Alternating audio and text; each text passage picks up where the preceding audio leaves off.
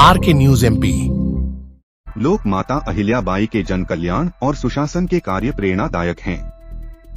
मुख्यमंत्री डॉक्टर मोहन यादव ने कहा है कि लोक माता देवी अहिल्याबाई ने 300 वर्ष पहले जन कल्याण के जो काम कराए हैं और सभी संकटों को पार कर सुशासन के प्रतिमान स्थापित किए हैं, आज हम सब के लिए प्रेरणादायक हैं। मुख्यमंत्री यादव सोमवार को लोक माता देवी अहिल्या की नगरी खरगोन जिले के महेश्वर में विश्व मांगल्य सभा द्वारा राष्ट्र समर्था देवी अहिल्याबाई की पुण्य गाथा नाटक के मंचन अवसर पर उपस्थित होकर जन समुदाय को संबोधित कर रहे थे।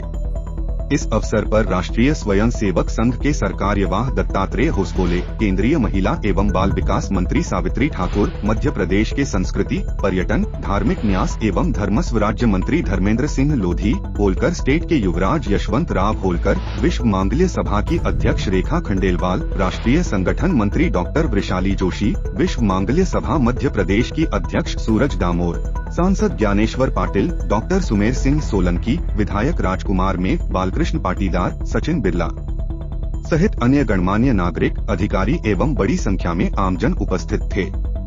इस अवसर पर आयुषी जैन द्वारा देवी अहिल्याबाई की जीवन गाथा पर लिखी गई पुस्तक का विमोचन किया गया। मुख्यमंत्री यादव ने अपने संबोधन में कहा कि देवी अहिल्याबाई ने होलकर साम्राज्य के साथ ही संपूर्ण देश में जन कल्याण के कार्य किए हैं। नर्मदा पुत्री देवी अहिल्याबाई ने सनातन संस्कृति की रक्षा का काम किया है। उन्होंने सोमनाथ, काशी विश्वनाथ ज्योतिर्लिंग को बनाने का कार्य किया है। देवी अहिल्या ने देश भर में नदी घाटों का निर्माण कराया, गरीबों की दिल खोलकर मदद की, रोजगार के लिए महेश्वरी साड़ियों का निर्माण कराया, व्यापार को प्रोत्साहन दिया, किसानों की मदद की और न्याय व सुशासन के अनेकों कीर्तिमान स्थापित किए हैं। इतिहास माता अहिल्या के विविध प्रसंगों से भरा हुआ है। मुख्यमंत्री यादव ने कहा कि माता अहिल्याबाई के कार्यों से प्रेरणा लेकर हमारी सरकार ने पहला दशहरा महेश्वर में मनाया और कैबिनेट की बैठक भी महेश्वर में आयोजित की है। प्रदेश की सशस्त्र वाहिनी क्रमांक 1 को अहिल्या माता का नाम दिया है। मुख्यमंत्री यादव ने महेश्वर में देवी अहिल्या की जीवन गाथा पर नाटक मंचन के लिए विश्व मांगल्य सभा की सराहना की। राष्ट्रीय स्वयं सेवक संघ के सरकार्यवाह दत्तात्रेय होसबोले ने इस अवसर पर अपने संबोधन में कहा कि लोक माता देवी अहिल्याबाई के 300वीं जन्म जयंती के अवसर पर महेश्वर में नाटक का मंचन किया जा रहा है। यह नाटक अहिल्याबाई के कार्यों से आम जन को राष्ट्र निर्माण की प्रेरणा देगा। देवी अहिल्या ने मंदिरों का जीर्णोद्धार कराया है। हमारे देश में देवी अहिल्या, रानी लक्ष्मीबाई, रानी दुर्गावती, रानी चेन्नम्मा जैसी नारी शक्ति ने शासक के रूप में इस धरती का संचालन किया है। यह हमारे लिए गर्व और प्रेरणा का आदर्श है। इस दौरान मुख्यमंत्री यादव ने अतिथियों के साथ संपूर्ण नाटक का मंचन देखा। खरगोन से दिग्विजय सिंह पटेल की रिपोर्ट। होना चाहिए और वो देवस्थान जगमगाना चाहिए। बनारस आज का हमारे अपने काशी के अंदर जिस हम अपने बाबा विश्वनाथ के दर्शन करते हैं, हमें गर्व है। वो नर्मदा पुत्री के माध्यम से वो देवस्थान अपने अलग प्रकार से एक अलग जगह का दिखाई देता है। बाबा महाकाल की नगरी कौन सा स्थान? माँ अहिल्या की नगरी में आया हूँ। मुझे इस बात का मन में बड़ा गर्व है कि अहिल्या माता की नगरी से बीते समय जब कैबिनेट के निर्णय हुआ था और हमने कहा था कि हमारे राज्य के अंदर जो धार्मिक स्थान है वहाँ हम शराबबंदी करेंगे।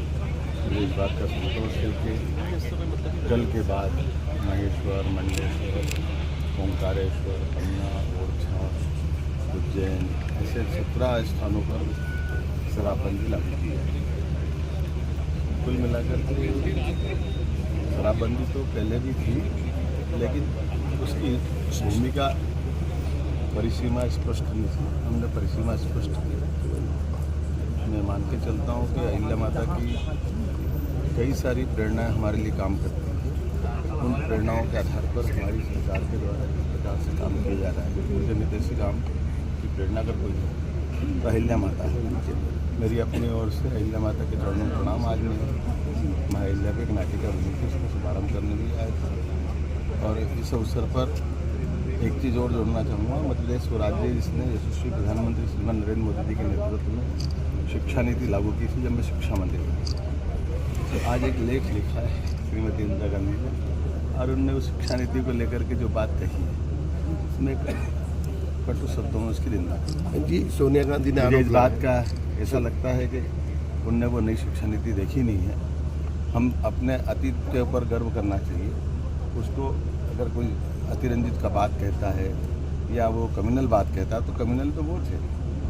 अगर हम महाराज शिवाजी अकबर में तुलना करेंगे, महाराज शिवाजी और औरंगजेब में तुलना करेंगे तो हमारी जड़ें तो शिवाजी तरफ जुड़ना चाहिए।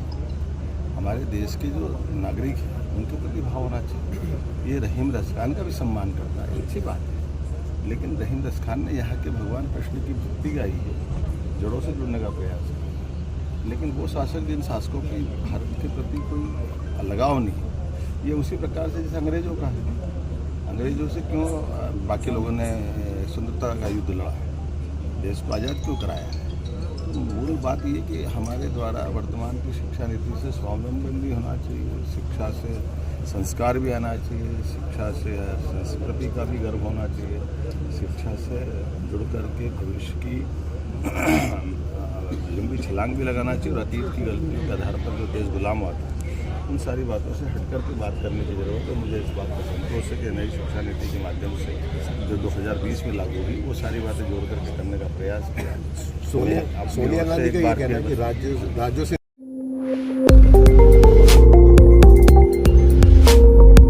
आर के न्यूज एमपी